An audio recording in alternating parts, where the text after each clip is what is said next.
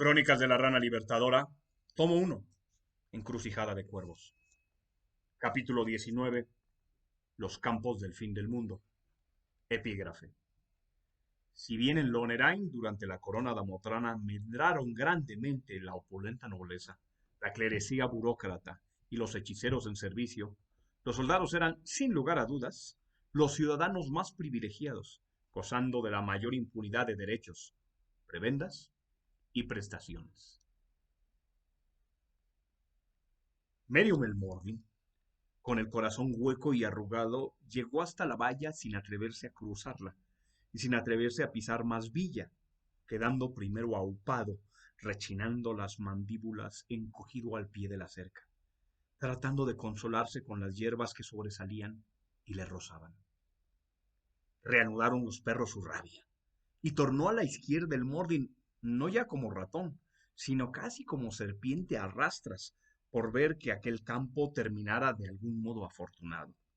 Y como en cambio fue a dar hacia el rumbo de la muralla donde se espesaban las torres y los ladridos, así terminó volviéndose por donde venía y luego, más allá, hasta salir a un camino blanco que en la noche horadaba los campos hacia el suroeste lunar.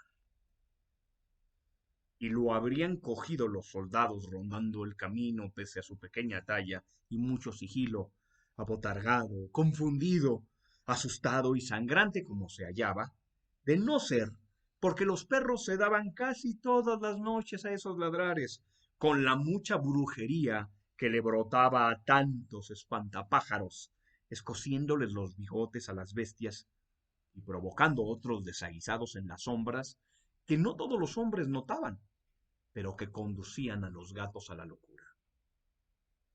Amplia era aquella avenida, vinculando el puente Stadiram con el camino real, viajando desde el rincón entre la muralla y el río Dredarim hacia el suroeste de los extensos campos de Dobin, los más antiguos y queridos de la corona, donde las cosas eran como se esperaba, que tarde o temprano fueran en todas las provincias, y más aún, también en las marcas fronterizas y las próximas conquistas. La avenida, de 20 vacas de amplitud, se alimentaba de muchas veredas tributarias de los ranchos y las haciendas del interior, cada uno de ellos provistos de capellanías, torres de guardia y grandes barracas, que a la oscuridad despuntaban como inmensos búfalos dormidos cuando Merium los atisbó a la distancia a un lado y a otro del camino. La noche empezó a holgazanear, y la luna tomó madriguera en unos lejanísimos y apenas asomados lomos de colinas en el horizonte del camino. Las colinas Ugworti, que el Mordin conocía por mapa, eran la otra frontera de los campos de Dobin, al sur mismo de la terrible capital de Lohengrin. Crecióle a Merium con la madrugada el desespero, pues legiones y legiones de espatarrados y lóbregos espantapájaros a tiro de piedra en todos los campos le exiliaban de los matojos, y ya los cultivos bajos de tardía primavera se desperezaban de sombras, revelándole como regiones de lechugas, altos apios de verdes plumas y coliflores de oronda esponja que ya se olían muy bien formadas, atestando todo el mirar de los campos, seduciéndolo cruelmente, mientras que él, sin atreverse siquiera a tocar las vallas, quedaba sin hallar recodo para esconderse ni bocado que entusarse. Cantó un gallo, y luego otro. Venía la hora más fría, y poco después el alba rosada sería su muerte, cuando los campos se desbordaran de guardias y labriegos, hallándoles sin más al ras, porque ya de pronto desconfió de su disfraz de niño gordo. Así que, desesperado, se subió a un árbol que halló en uno de los cruces de veredas a la derecha de la avenida. Apenas un álamo blanco, nada viejo, pero con sus dos buenas carretas de altura, cuyo insolente presencia había sido perdonada, sin haber sido talado, por los letreros de crucero claveteados en su tronco, que el Mordin no se ocupó en leer, sino en treparlos para buscar entre su fronda un recodo donde sentirse abrazado de rama, abrochándose a una de ellas con su cinturón, esperando poder descansar. ¿Cómo es que se había quedado dormido? Sobresaltado, Merion gritó despertando con esa sensación de caída al vacío, como a veces ocurre, resultando esta vez que sí se encontraba de cara colgando al vacío y que habría caído tal como lo presentía su respingo de no haberse abrochado previamente a buen cinto. El sol había salido, aunque no hacía mucho tiempo, porque el rocío aún daba por nuevo todo lo vivido, y su grito se había confundido con la cacofonía de algún ave en la enramada del álamo.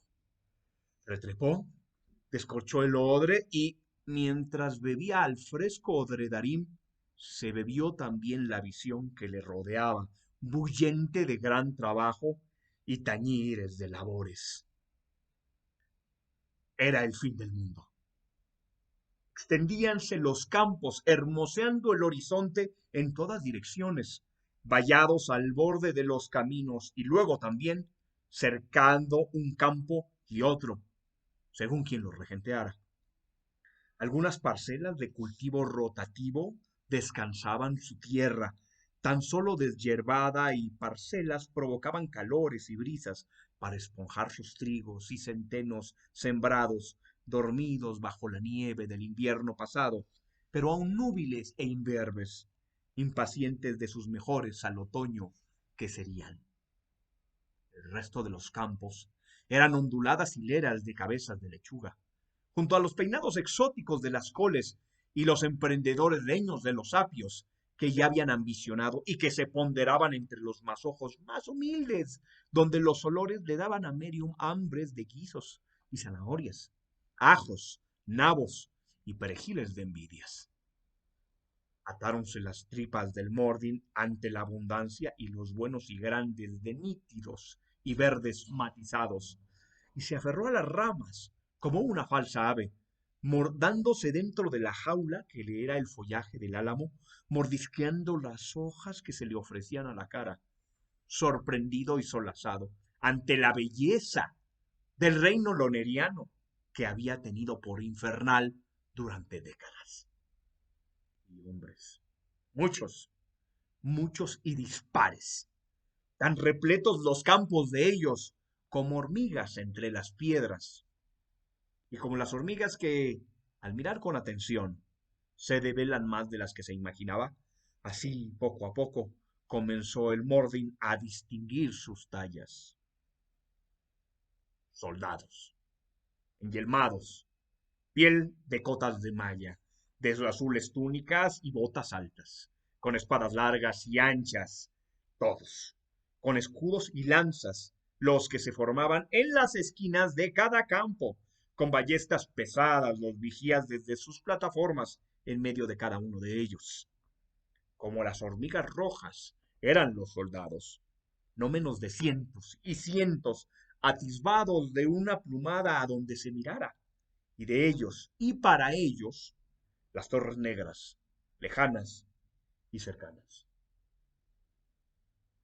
Capellanes, ensombrerados, ventrudos, orondos, con sus finas túnicas azules profundo con sus bordados de plata, desde sus caballos guiando a los sirvientes con varas y fuetes, verificando los usos de los canales de riego, dando las aguas por cosa de su señoría, como las hormigas aladas, uno por cada 4 parcelas, discurriendo uno con otro con grandes voces engoladas, ademanes de amo y risas convencidas. Suyas, las capillas de Talavera y huertos a la vera de los caminos. Hechiceros, encapuchados, lóbregos, entunicados en azul eléctrico con guantes, botas negras y báculos de temer esotérico, rondando los espantapájaros para ajustar los cráneos, oler los trapos y tejer artes torcidas en las pajas, dándole diario mantenimiento a su tecnología del terror, ingenieros que ni podían ni sabían hacer crecer la hierba a varios metros en torno a sus crucificados, como otras hormigas aladas eran, también uno por cada 4 parcelas. Amos de los molinos alineados entre los sembradíos, según los vientos y las estrellas. Y labriegos. No, los labriegos, su puta madre. No, los labriegos. Ni siquiera como hormigas negras, lombrices y gusanos. Ni siquiera parecían de la misma especie que sus guardianes. Casi ni siquiera humanos. Inmenso su número, en miles y miles hasta el mirar. Pardos al sol, cocidos, magros y enjutos, sobre carne estirada a las yuntas, cargados de espaldas, hundidos de cabeza al pecho, todos y tantos trabajando encogidos sobre los barbechos, aferrando con sus herramientas el respiro contra la tierra, bajo el látigo de sus capataces. Aquellos sirvientes más señoriales de boinas amarillas, jubones calados y espadines coloridos. Hombres y mujeres, hembras y machos, todos iguales parecían, los críos templados a la labranza, los viejos desaparecidos, descalzos, vestidos en la jerga más barata, como un sayo sin mangas hasta la rodilla, con una cuerda para atarlo a la cintura. Ni siquiera cabello llevaban, rapados por los hechiceros para usar tanto pelo, con sus potes y afeites. Las largas barracas de cada campo eran para ellos romas de 4 pisos, sin ventanas, con puertas de hierro, hacinados como ganados sin jamás salir a más de 100 metros de su campo de labor. Los niños se criaban como gallinas en algún otro bastión lejos de sus madres, y sus padres eran escogidos como sementales por su resistencia y docilidad. Ancianos a los 30, a los muertos se los llevaban en carretadas a los molinos de los hechiceros. Sin villas, sin familias, sin casas, sin nombres, sin voces, sin cantos, sin cuentos, sin ayer y sin mañana. Los que laboraban cerca del álamo del Mordin no tenían por más cara que sudor y vacío, sin voces que les distinguieran las expresiones o los silencios. Los ojos hundidos, opacos, huidos, huecos, quebrantados. Miles y miles, campo a campo, camino a camino, valle a valle, provincia a provincia, marca a marca. El tirano Lomins Damotrano. El Mordin Merium, después, entonces, de 30 años de conspirarlo y escupirlo, lo dio con tal furia y arrebato, por primera vez que la sed y el hambre se le evaporaron. Comprendió al fin a sus padres y su muerte feliz. Y comprendiendo también al fin, con gélida nitidez, el tamaño de su traición, arruinando la revuelta que pudo haber librado de aquel horizonte roto, rompió a llorar de vergüenza, mordiéndose la mano, como un ave gimiendo moribunda en el álamo. Nadie lo notó. Encrucijada de cuervos, crónicas de la rana libertadora.